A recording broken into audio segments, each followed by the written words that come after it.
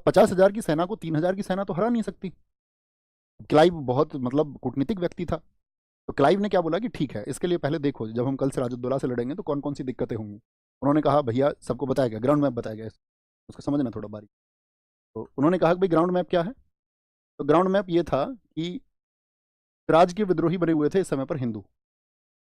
सिराज के विद्रोही कौन बने हुए थे, वो हिंदू बने हुए थे। क्यों जी? क्योंकि मैंने कहा जो सेठ वर्ग था वो नाराज था इनसे। और अंग्रेजों ने क्या चाल चली थी कि अपने दस्तक का फायदा किसको उठाने देते थे, भारतीयों को, अपने दस्तक को बेच देते थे इंडियन जो साथी आपका बिजनेसमैन थे। अब उन भारतीयों को जो फायदा होता था तो सिराजुद्दौला ने उन पे जो है आपका रोक लगाई कि भाई इस तरह के दस्तक का दुरुपयोग ना हो। तो उससे क्या हुआ, भारतीय व्यापारी वर्ग या सेठ वर्ग जो है वो सिराजुद्दौला के खिलाफ हुए। स्थिति एक तो ये थी। दूसरी स्थिति क्या थी, ईस्ट इंडिया कंपनी इसके खिलाफ है, ये तो सब जानते हैं। जो ये मीर जाफर नाम लिखा हुआ, मीर जाफर, मीर जाफर ये अली वर्दी खान का जीजा था। और अली वर्दी के समय पर इस पर पोस्ट हुआ करती थी आपका मीर बख्शी, यानी कि सुप्रीम कमांडर, आर्मीज सुप्रीम कमांडर। जो सिराजुद्दौला की सेना है उसका सबसे बड़ा जो सेनापति है वो ये हुआ करता था। लेकिन इससे मीर बख्शी का पद छीन लिया गया। और मीर बख्शी का पद जब इससे छीन लिया गया तो ये इस बात से भी लेकर के खिलाफत था।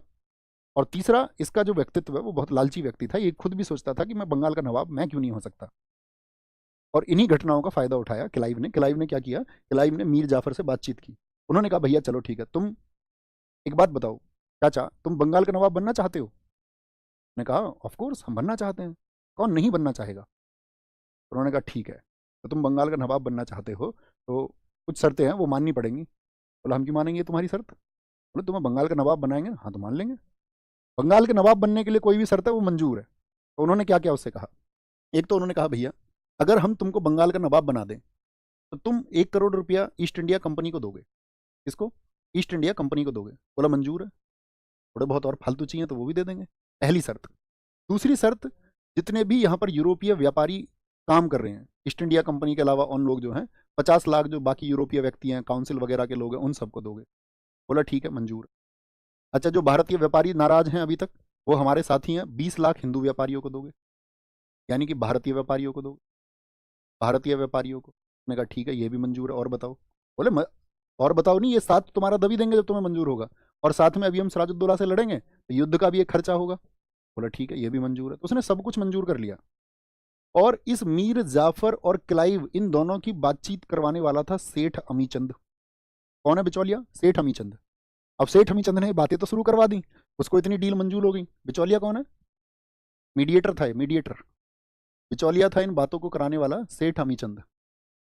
बोला हम करेंगे बात मीर जाफर से, हमारे दरबार में लोग हैं, हम पे कोई शक भी नहीं करेगा। सेठ हमीचंद। अब जब इनकी बातें फाइनल प्रोसीडिंग की तरफ बढ़ गई तो सेठ हमीचंद ने देखो क्या किया। उसने बोला कि भैया देखो बात ऐसी है, तुम्हारी कुछ भी डील साइन हुई हो ना हुई हो, अब सारी बातें हमको पता है। हम अभी जा रहे हैं सिराजुद्दौला के पास में, और सिराजुद्दौला को जाकर के मैं सारी बात बताऊंगा। उसे पकड़ लिया एकदम से, उसकी धोती पकड़ ली। सर भाई तू क्या करता है यार, कमाल, कहाँ जा रहा है?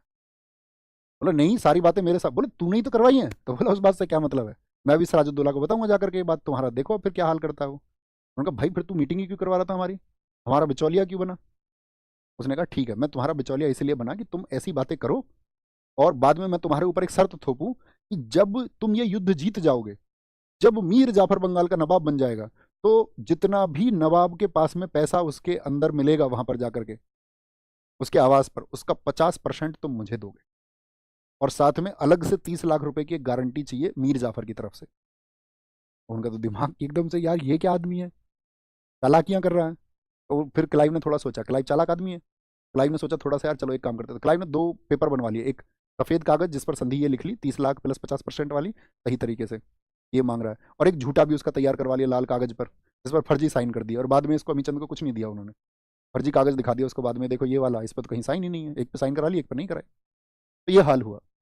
तो कहने का मतलब है जब ये युद्ध हुआ तो ये जो मीर जाफर था ये तो बिक चुका था, तो इसीलिए मीर जाफर को बोलते क्लाइव का गीदड़।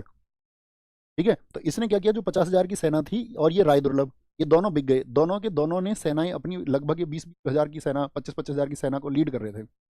तो सिराजुद्दौला को पता चल गया बीच युद्ध में ही, भैया जो तेरे साथी है ना वो तेरे साथ नहीं है। तो सिराजुद्दौला बीच युद्ध में से भाग गया यहाँ से। इसमें कुछ नहीं हुआ था, इधर से लगभग 40-50 लोग मरे थे और उधर से आपका 100-150 लोग मरे थे, कोई युद्ध ही नहीं है वैसे तरह का, इतनी बड़ी सेना जा रही थी। सिराजुद्दौला जब भाग गया तो उसके पीछे भागा मीर जाफर का बेटा जिसका नाम है मीरन, और उसने सिराजुद्दौला को ढूंढा और सिराजुद्दौला की गर्दन काट दी। तो मैं फाइनल रिजल्ट आपसे पूछूं, इसमें ईस्ट इंडिया कंपनी क्या हुई? जीत हुई, हाँ या ना? किसके नेतृत्व में? और जो बंगाल का नवाब इनके खिलाफ था सिराजुद्दौला, उसको मार दिया गया। और इन्होंने जो प्रॉमिस किया था मीर जाफर से, उसको बंगाल का नवाब बनाया। तो अब मुझे बताइए, बंगाल को आपका इस ईस्ट इंडिया कंपनी ने टेक ओवर कर लिया, हाँ या ना? आप कहेंगे हाँ जी। इसके बाद में क्या था?